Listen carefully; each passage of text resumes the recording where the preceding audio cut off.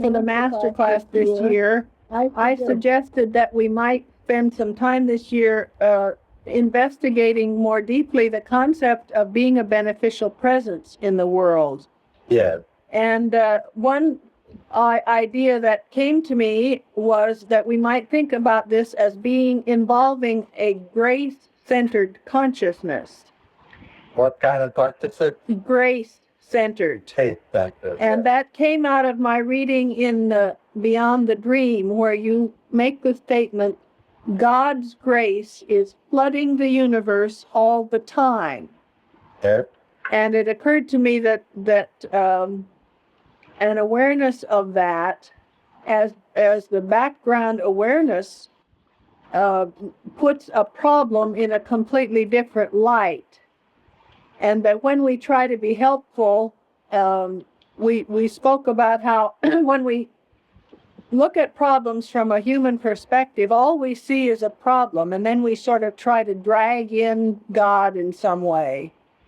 And that a grace-centered consciousness, which begins already with an awareness of grace, or which is another word for omniactive love intelligence, already sees the problem in a different way. Right. And we read from your mini book on spiritual healing, healing through spiritual understanding, about how then we can see problems as hypnotism, which tries to insinuate itself into consciousness rather than just seeing only the problem as if it were a substantial reality. And we also spoke then about the need to be free of personal judgmentalism. Yeah. And what this does to the mental climate and how it prevents us from being helpful. Yeah. So now we will have some questions. We'll start with a question here in orange, and then we'll go to Ojai, and then to Jay, and then back to orange. Hi. Hi, Dr. Hora. This is Georgiana. Hello, Georgiana. I have a question about more of a case example where I need some help, I think, with the issue of personal judgmentalism. I have a secretary that works for me, and a while ago I talked to you about an issue with her, and you suggested, that I look at my own consciousness, which I did, and saw some ideas I had that weren't helpful, and consequently, a great deal of change has occurred in this person. However, there's one behavior that continues, and I find it very difficult to deal with, and that is kind of two things: incessant talking on her part, and the talking is about personal problems and bringing them into the office each day, such as the cat being ill, problems with her husband, financial problems. And it's getting to the point where she's talking with people over the telephone about them, and it's interfering with her work. And I would like some help in looking at my own consciousness in this issue and what I need to know and to understand. Can you help me? Yeah, is she a secretary of some sort? Yes. To what? Secretary. Secretary to you? Right. Well, I think this is just simply a performance issue. You are not there to therapeutize her or to stop her from yapping. Yeah. But if she is not performing her job, that's all. That's all you have to be concerned with. You have a perfect right to demand certain standards of performance. And she's not capable of it, and she cannot be retained on the job. Yeah, and that's exactly how I ended up dealing with the issue, and it did affect, I had to do some disciplinary action within the job. Yeah. And that has worked well until recently when the behaviors returns again. Yes, of course. But if she doesn't recognize that she has a problem, And if she isn't sincerely seeking to be healed of this problem, you have no right even to mention it. Okay. You just, you have a right to demand a certain standard of performance. That's all. This is not the case for metapsychiatric therapy. Okay. So it's just an employee box. Exactly. Okay. That's right. Okay.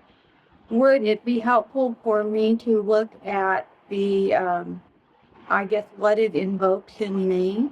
Yeah, that's a good point that you can do. Certainly.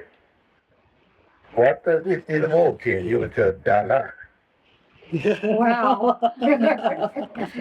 It, I find it very annoying and very troublesome. Yeah. And it's like I feel I'm working, kind of working, minding my own business, taking care of the business I have at hand, and in comes this person who wants to dump their personal problems on me. Yeah.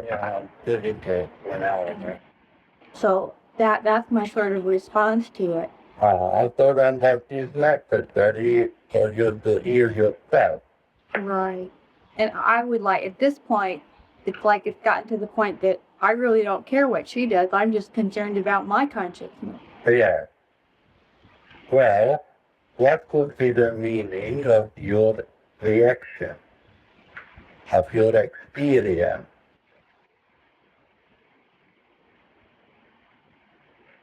Well, other than I know I don't like her behavior. Yes. And if we don't always have some feelings for us. Right.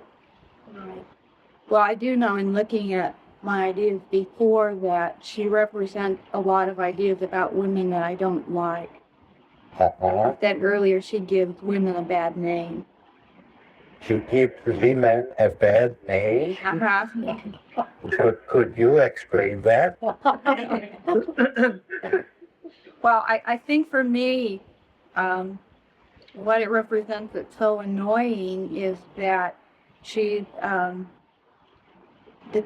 very dependent, and she's complaining, and she's whining, and it's like she doesn't take any responsibility for her own life. Yes. So I find that very annoying. You think women shouldn't be like that? Yeah, that's it. Well, you know, the second principle. Yeah. All right, so work with that. Okay, so work on my should thinking. Right. Okay, Dr. Hora. Thank you very much. Welcome to that. I found it very clarifying to the way you immediately sorted out the issue of what is simply a job performance issue. Because it occurred to me that once we're involved in a personal reaction about something, we really don't make that kind of distinction. And it's hard to see what are the real issues of, we're just involved in being angry or being upset. Yeah. So that's very helpful to see that it may simply be such a simple issue as job performance. And we don't have to heal everybody. That's right. Whether they like it or not. Yeah, whether they like it or not, right? Okay, now, Michael, how about Ojai? Does somebody up there have a question? Hi, oh hi. Hold on. Dr. Hora, Patty, Yes, Patty. could you please clarify the difference? I can hardly hear you. Can you hear me now? Yes? Could you please clarify the difference between grace and love? Well, grace and divine love are synonymous.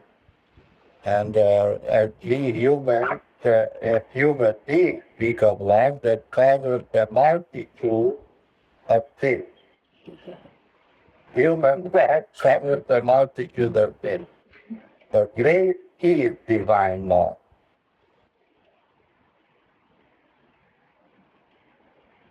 It is an essential attribute of God.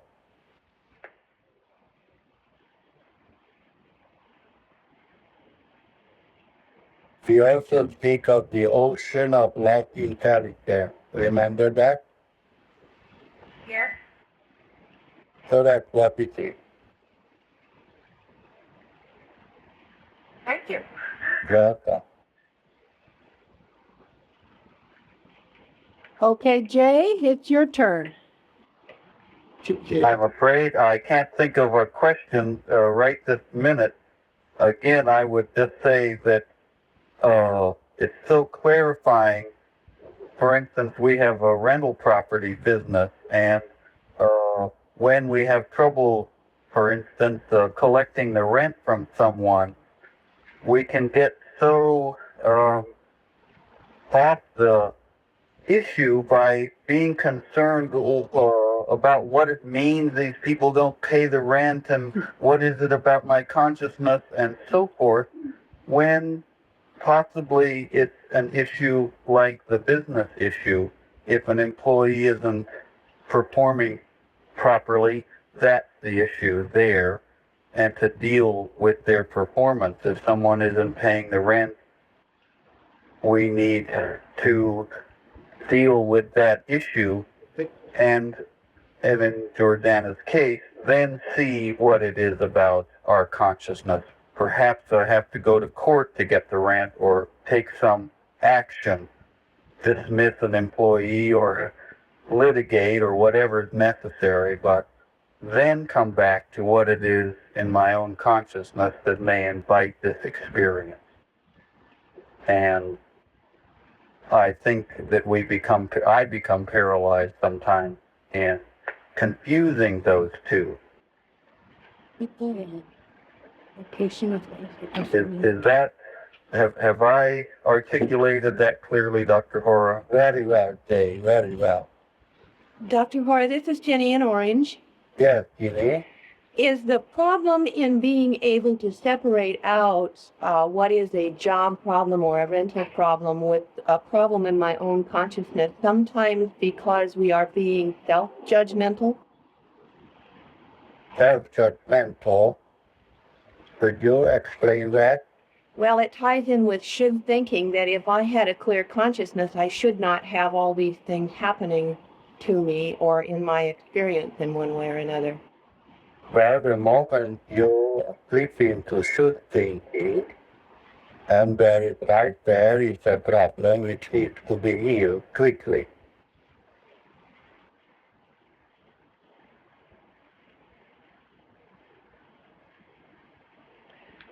I do think, Dr. Hora, I noticed that actually students, we do sometimes have, all of us have the idea that if we were just enlightened, we would never have any employees who didn't work perfect, any renters who didn't immediately pay their rent or whatever. Apparently that is not true, or at least we'll never be that enlightened.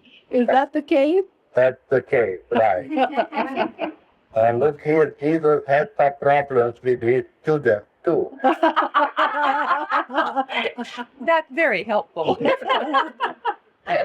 In the world we shall have tribulation. That's nice. Be of good cheer. At one point he said, I think to Peter, thou art an offense unto me. Well, is that? Thou art an offense unto me, Jesus said to Peter. Oh, yeah.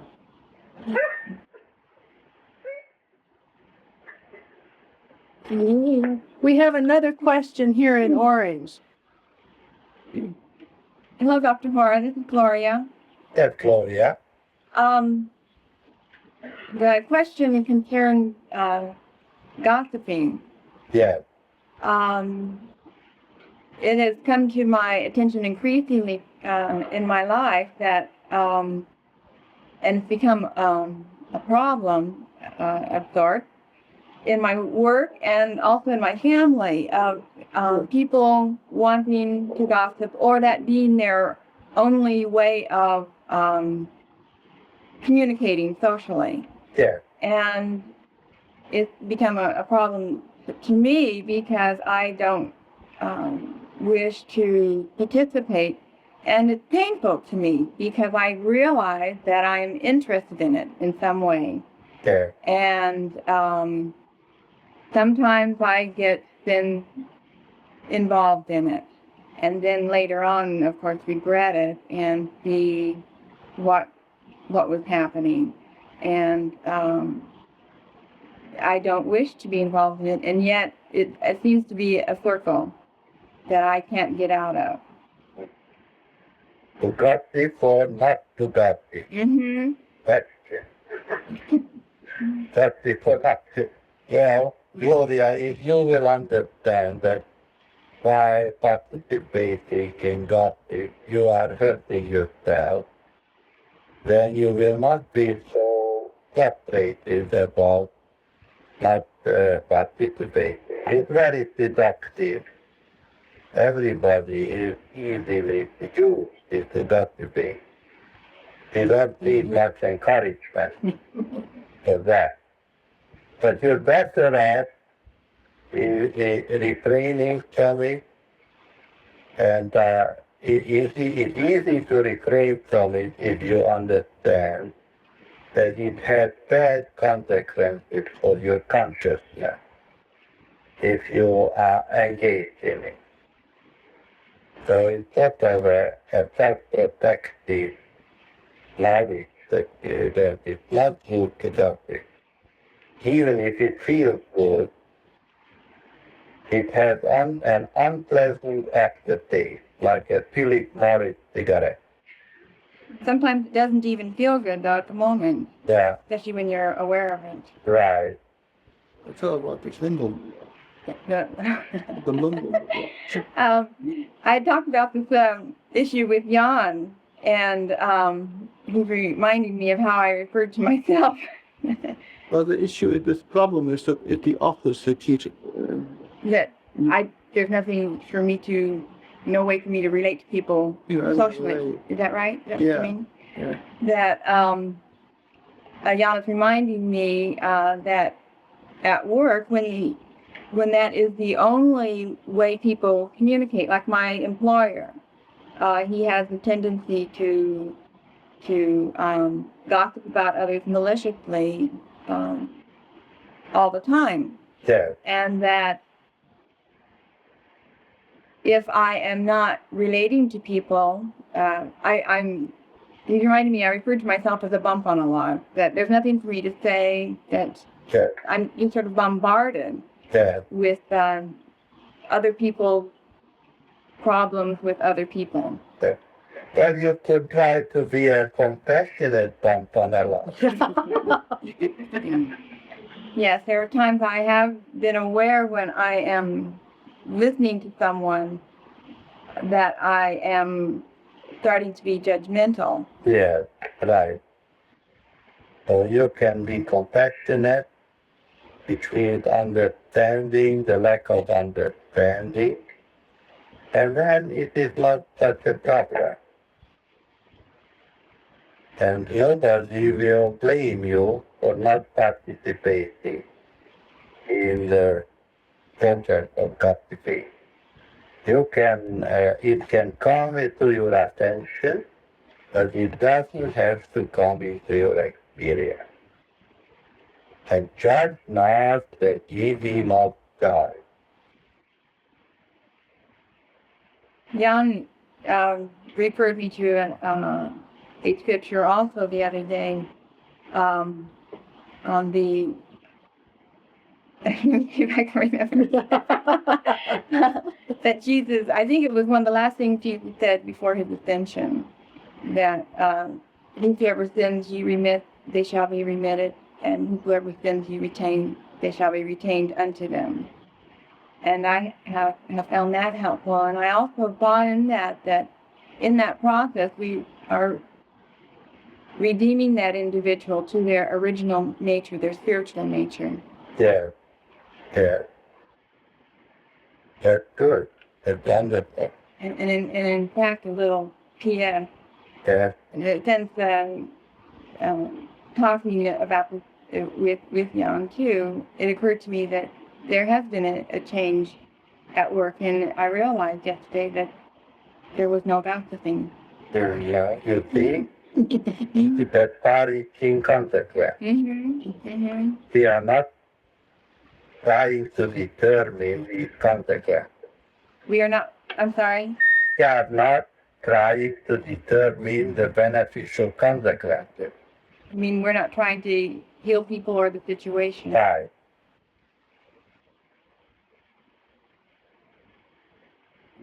Thank you. You're welcome. Wonderful, Gloria. It occurred to me that I found it so helpful when you said try to be a compassionate bump on the log, because what we get stuck in, it seems like, is that we say, now, if everybody in my family or at work is gossiping and I don't gossip, then I won't. Then I'll have to withdraw or not participate, or They won't like me. they won't like me. I won't have anything to say. In other words, we can only see those two possibilities. Yeah. But when you spoke of compassion, and then it was opened up to the issue of consciousness, Right. and then actually Gloria ended up demonstrating how a change in consciousness really changes the whole situation. That's right. And you don't have the same problem anymore. The right consciousness creates a healing mental climate around itself.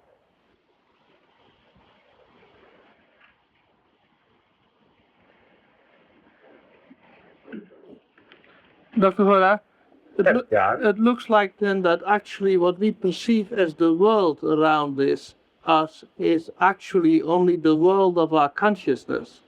Yes, there is nothing else. Yes. So objective world. Yes. That has far-reaching consequences. Right. Uh-huh. So when we address the issue of consciousness first, then we always find that whatever needs to be done, that is, the whole situation is changed, and right action or whatever takes place. Yeah. Yeah. May I add something in here out of turn? Sure, Jay. We have some house guests over the weekend, and also had a small dinner party last night, and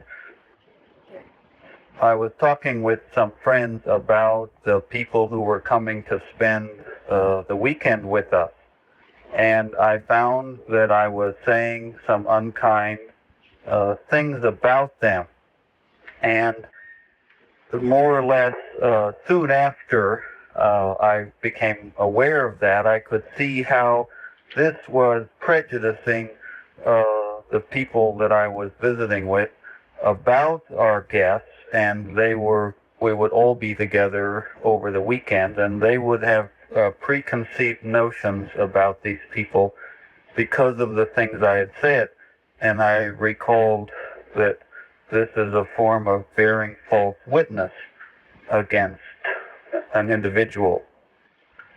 So there was recognition and there was regret, and at the same time, I guess, desire, as you say, we do not try to determine the consequences, but I wanted to undo that so that when these people met one another, there could be, they could not be prejudiced by things I might have said. And at another time, I mentioned to them I was sorry, regretted that I had said some of the things, and hoped they might let go of that and let their own consciousness come up with whatever ideas it might. Perhaps I'm asking a how-to question then. Once we see we have participated in gossip and we regret it, in consciousness, do we attempt to behold these individuals as divine ideas instead of as persons which we had just finished criticizing? Is that the healing? No. This it is manipulative use of metapsychiatric education. First, when you got it, you are influencing opinion. Yeah. And then when you apologize or try to undo what you did, you're engaging in further influencing in another direction. Yeah. So we say the cardinal sin is influencing. Yeah. So you cannot right a wrong with another wrong. Yes? That's, yeah, very clear. Okay. So it is enough if you recognize your regret and quietly reorient yourself towards acknowledging that divine love is present and is active in healing whatever has been, whatever principle has been violated. You don't heal your own problems through influencing people. You just throw yourself at the mercy of the Supreme Court in high heaven. Yes. Then the apology and so forth, more or less, was a further mistake. But in my own consciousness, the regret and the reorienting to the correct principle is what is needed. And that's all that's needed. That's all that's needed, and that's all that is right. Yeah. Yeah. Thank you. You mean so he can apologize that he apologized? Yeah. In consciousness. The third apology is addressed to God. Well, what struck me as you spoke is that actually then the trouble with our apologizing about things is that in a sense we're saying that indeed we have done something very important and bad. In other words, it's all still self-confirmatory. Yes, and influencing. And still influencing, yes. Right. And to turn it over to the Supreme Court is really to get out of the way ourselves. Yeah. Yeah. Is that all, Jay? Yes, thank you. Okay, Ojai, would you like to have another round? Here, Dr. Hora, Yes. this is Jay in Ojai. Yes, Jay. I'd like to ask a question that has to do with turning it over to the Supreme Court. Is recently, I had an incident where I saw that I had made a mistake. And for the first time, I heard myself saying to God that I was sorry, that I was really sorry for this. And it didn't seem quite valid to say I was sorry, but that's what the words were. And I was working with the forgiveness process at that time. And so when you were speaking with Jay, what I saw was, is it valid to recognize that you're sorry for something that takes place? Well, when we say I am sorry, we are really saying that I regret the mistake. That's all. All right. It's a regret. We are sorry when we have made a mistake. To be sorry or to regret are synonymous. Oh. I always thought being sorry was a human perspective. Yes, that's it. So regret is also human. How is that? Well, it's when the human recognizes they made a mistake, he regrets it. And if there is some mood element in it, he may say, I'm sorry. Oh. It refers to the element of mood in the process of regretting. Some people are not sorry, they just are embarrassed, which is also very salutary. embarrassment of solitude. Yeah. Explain that. But it's a discomfort which one experiences about having made a mistake. And it brings home the importance of not making mistakes. And it humbles us. If we are willing to be embarrassed over our mistakes, we are learning to be humble. Yeah, because I'm one that has to live with it. Right. I have another question. Is it okay now?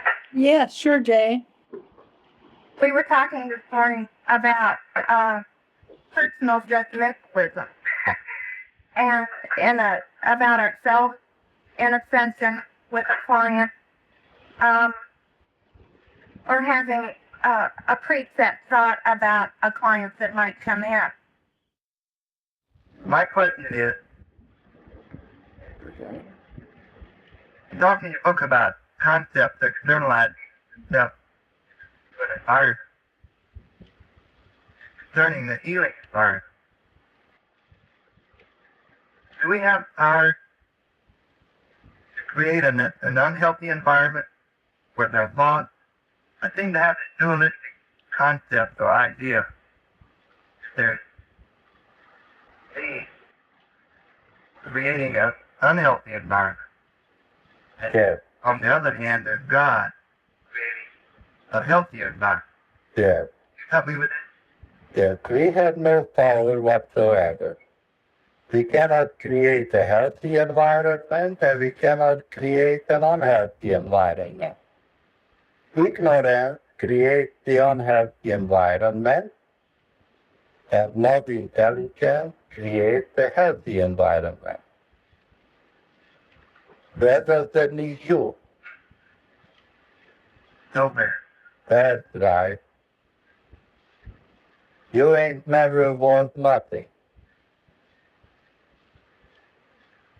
Thanks. You have.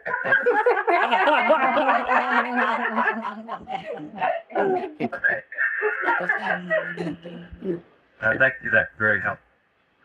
I hope so.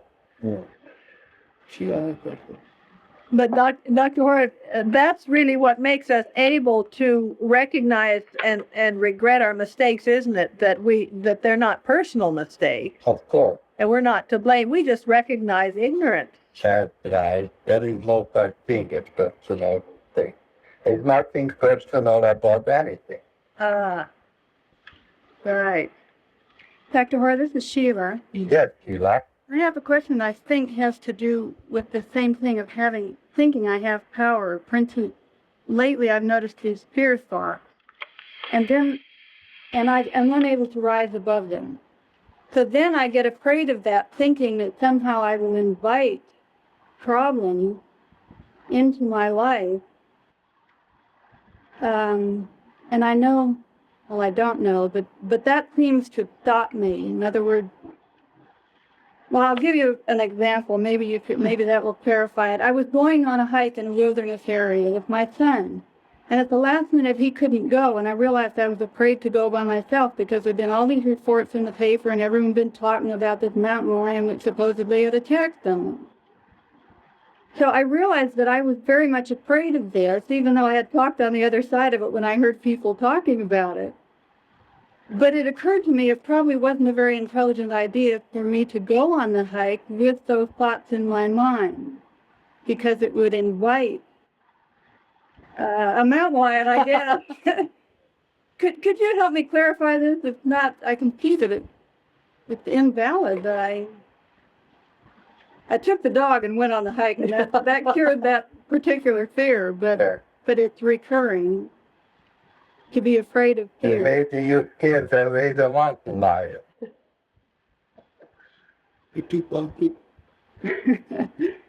How you ask yourself, what is the meaning of my existence on going on this hike?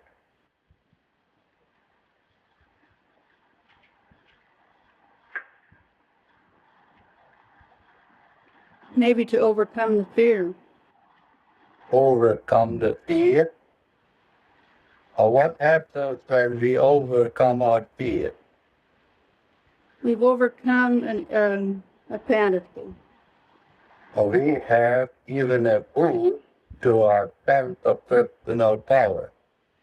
Ah, thank you. That's it. I don't like it, but that's it. All right. Thank you.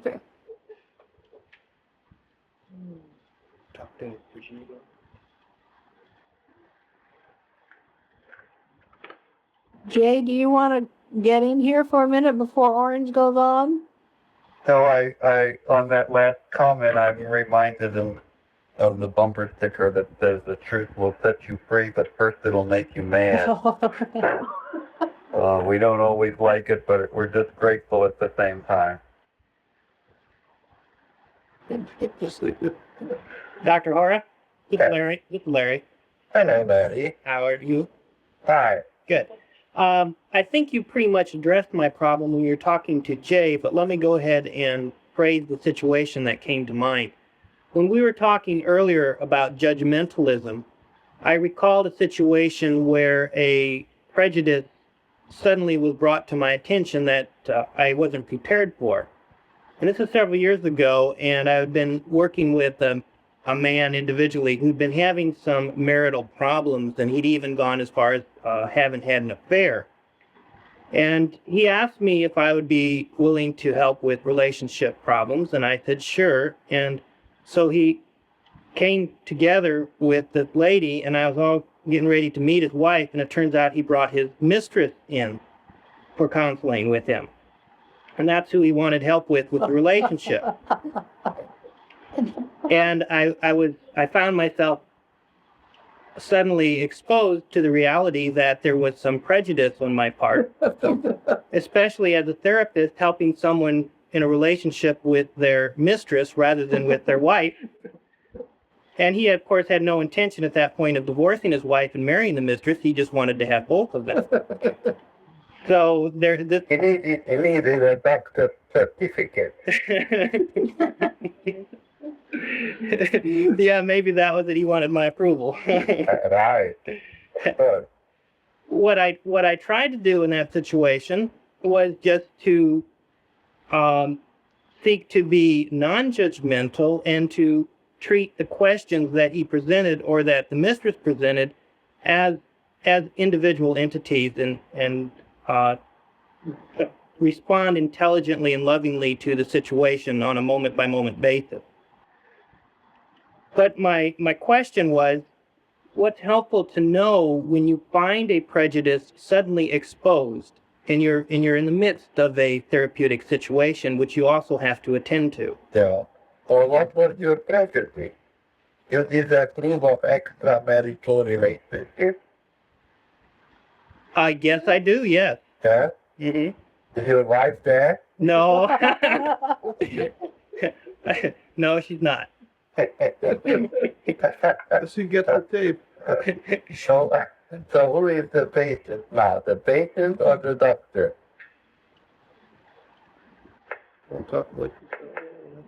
Oh, well, in this situation where you have a prejudice exposed, then I guess you become a patient too. I mean, you have an issue in consciousness to work on, obviously. Yeah.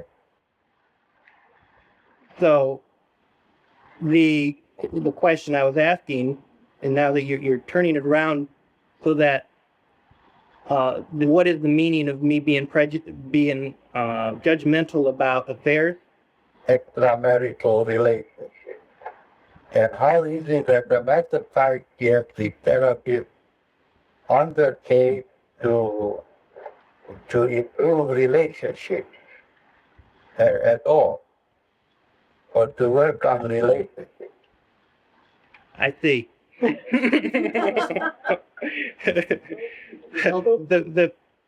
What I'm doing in that perspective is working on improving interaction, and that's not possible. Improving interaction.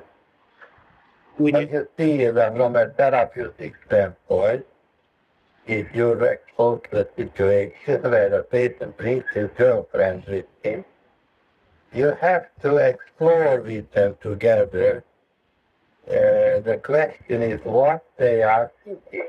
What do they want from you? And if you would have verified if they apparently are uneasy about the morality of that situation, and they try to relieve their guilt by getting a psychiatrist to accept them on this level.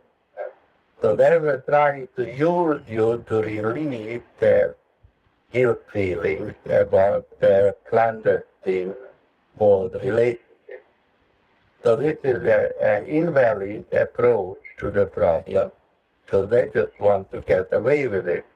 Mm-hmm. Right.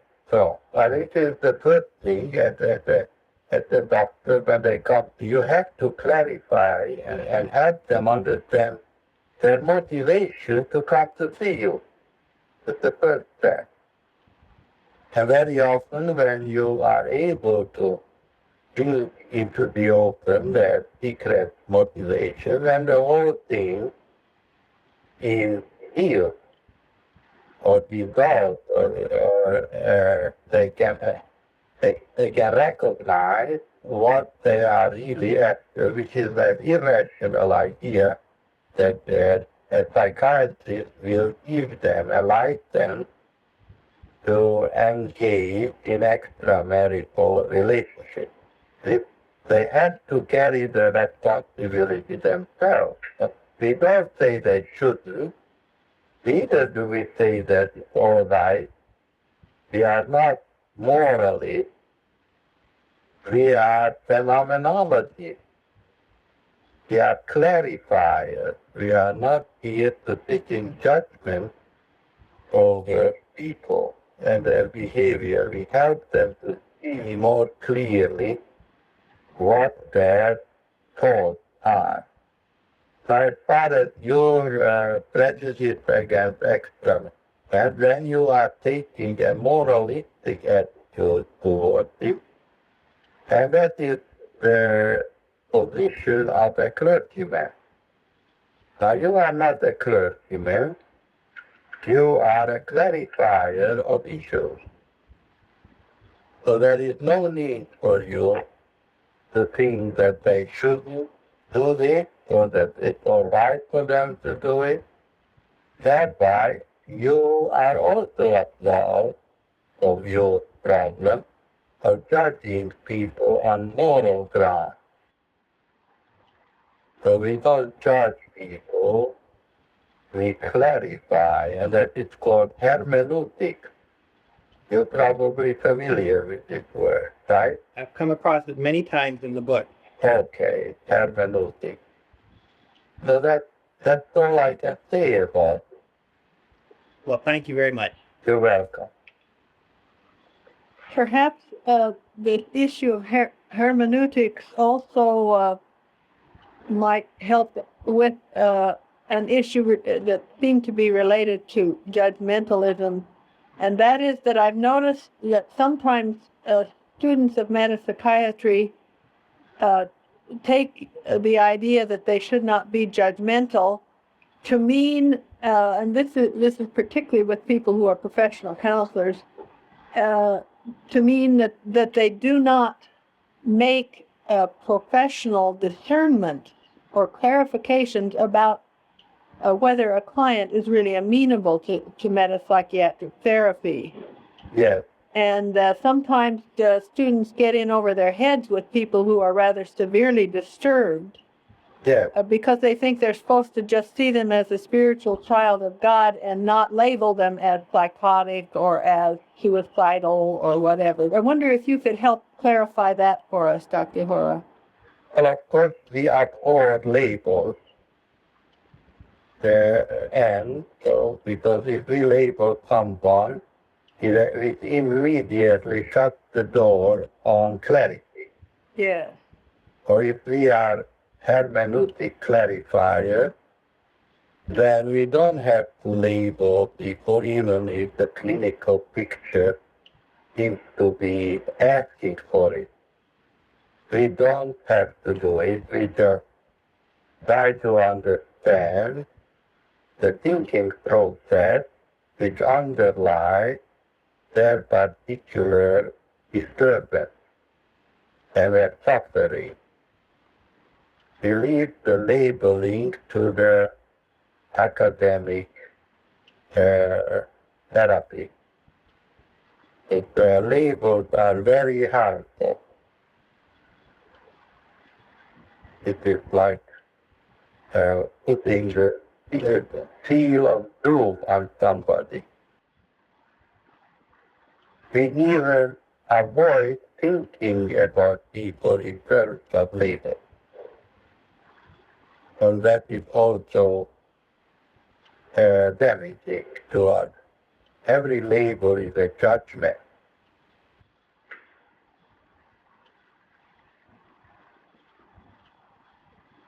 But this does not mean that we do not have to make some kind of clarification, at least for ourselves, about whether a client is able to participate, whether we're the counselor that can be helpful to them, whether they're appropriate for metapsychiatry and so forth. Yes, well, of course, that doesn't depend on the label. It depends on the degree of receptivity or the lack thereof.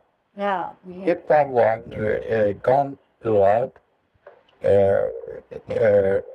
thinking help and he has no receptivity whatsoever to the spiritual dimension of reality, he has severe prejudice against the idea of God, then of course we cannot work with that individual. And it is very simply we say, sorry, but we cannot communicate our values to you because they are based on spiritual reality rather than psychological. Most people who seek help look for psychological treatment, and we can recognize it right away, the first section, whether someone is receptive at all to the idea of God as important element in healing. If there is no receptivity, you simply must quickly terminate the whole project and explain that you will have to find someone who works in the area of psychology rather than metapsychiatry. It doesn't depend on the gravity of the illness. You don't have to be psychotic to reject metapsychiatry. Anybody will do. Suicidal patient may be receptive. Yes. Dr. Hora, how would what you just said refer to that individual seeking advice more or less and we say, well, we don't give advice? I was speaking with someone recently and they had a personnel problem at work and they were asking for advice on how to handle this problem that had arisen at work between this individual and them. They weren't particularly interested in understanding its meaning or anything that might help them. They wanted advice on how to deal with this problem. Yeah. Well, again, it depends on the receptivity of that individual. Some people don't know that they have to seek clarity. When they ask for advice, they may very well seek clarity and understanding. You have to discern whether they are available. And if you say, I don't give advice, that is shutting the door. It is not helpful to say that. Right. You just try to clarify to them whatever you can discern as being the mistake and see whether they are receptive to it. And if they are not receptive, all right. And if they're receptive, then one can continue and there's a crack open in the door and we can gradually open the door further and further. Yeah. Thank you. You're welcome. So it means then that being a clarifier and a phenomenologist means staying out of all these preconceived ideas, not only about labeling others, but labeling ourselves, thinking what we do, what we don't do. Right. And always we simply attempt to discern the thought processes Exactly. and whether there's receptivity. That's right. Yeah, that's very clear. Yeah. Good. Oh, hi, would you like to have one last question before we quit? Dr. Hora, this is Michael. Yes, Michael. Could you briefly say something about the spiritual faculty of that was infinite outpouring in our personal love? Just briefly, Michael. Thank you for the limitation. Thank you, Dr. Hora. Another time, Michael.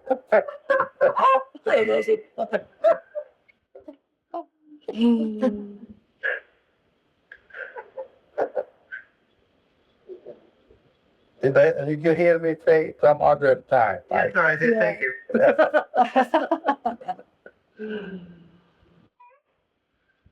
Does anybody else have a final question or comment? I